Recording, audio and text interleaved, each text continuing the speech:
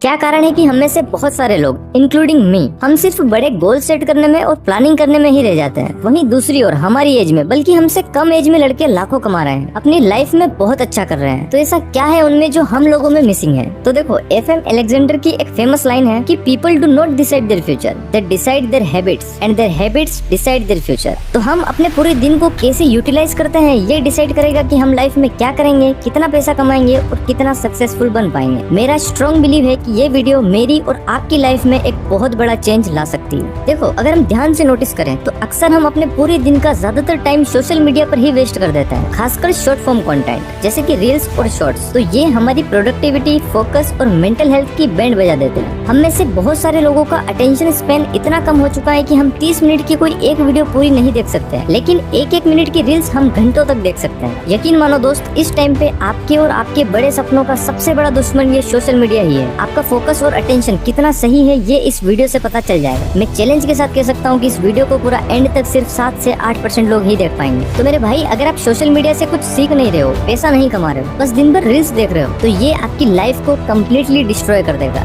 आप सोचते हो ना कि चलो फ्री टाइम में रील्स देख लेता हूँ, तो दोस्त ये फ्री टाइम बहुत वैल्यूएबल है। इसको ऐसे ही किसी US में बैठे टेक बिलियनियर को फ्री में मत दो, इसे अपने करियर में, पर्सनल ग्रोथ में लगाओ। अगर मूड फ्रेश करना है तो थोड़ी देर दोस्तों के साथ बैठ लो या गाने सुनते सुनते वॉक पे चले जाओ, साइकिल लेके निकल जाओ, बस ये सोशल मीडिया से दूर रहो। अब आप काफी टाइम से इन चीजों से एडिक्टेड हो चुके हो, एकदम से छोड़ नहीं पाओगे। तो अपने आसपास के एनवायरनमेंट को ही ऐसा रखो जो आपको प्रोडक्टिव बनाए। कुछ रूल्स बना लो। सोने से 1 घंटे पहले बिल्कुल भी फोन मत चलाओ। जब पढ़ाई कर रहे हो, कुछ काम कर रहे हो, तो फोन को साइलेंट करके दूर रखो। फैमिली फ्रेंड्स वगैरह के साथ बैठे हो तो फोन बिल्कुल भी यूज मत करो। ऐसे छोटे छोटे चेंजेस करो और ट्राई करो कि पूरा दिन बिजी रहो। कुछ नई स्किल्स सीखो, न्यू लैंग्वेजेस सीखो, बुक्स पढ़ो, यूट्यूब पर कोई नॉलेजेबल पॉडकास्ट देखो। अगर फिर भी अंदर की आत्मा को रील्स ही देखना है तो फिर 30-40 मिनट देख लो। डिस्ट्रैक्शन से भरी इस दुनिया में किसी भी काम को पूरे फोकस के साथ करना एक बहुत मुश्किल टास्क है। आपकी ब्रेन और बॉडी को काम करने के लिए डेली एक अमाउंट ऑफ एनर्जी मिलती है। अगर आपने उस एनर्जी को फालतू के काम में लगा दिया तो फिर आप अपने जरूरी काम को अच्छे से नहीं कर पाओगे। इसलिए सबसे बेस्ट तरीका है कि आप डेली अपने काम को अपने एनर्जी लेवल्स के हिसाब से अलाइन करो। किसी भी काम में 100% देने के लिए अपनी मैक्सिमम प्रोडक्टिविटी टाइम को आइडेंटिफाई करना जरूरी है। हर किसी का अलग हो सकता है। कोई सुबह के टाइम ज्यादा फोकस के साथ काम कर पाता है, कोई रात को अच्छे से काम कर पाता है। तो ये आपको देखना है कि आप कब ज्यादा एनर्जेटिक और प्रोडक्टिव फील करते हो और उसके हिसाब से अपने पूरे दिन को शेड्यूल करो। अब देखो, सुबह जल्दी उठना एक बहुत अच्छी आदत है। जब आप जल्दी उठने लगोगे तो आपको दिन बहुत बड़ा लगेगा, क्योंकि पहले अगर आप 8 बजे उठ रहे थे और अब 5 बजे उठने लग गए तो आपको 3 घंटे एक्स्ट्रा मिल जाते हैं। अगर हम इस टाइम को सही से यूटिलाइज करें तो सच में लाइफ बदल सकती है। आप सुबह उठो,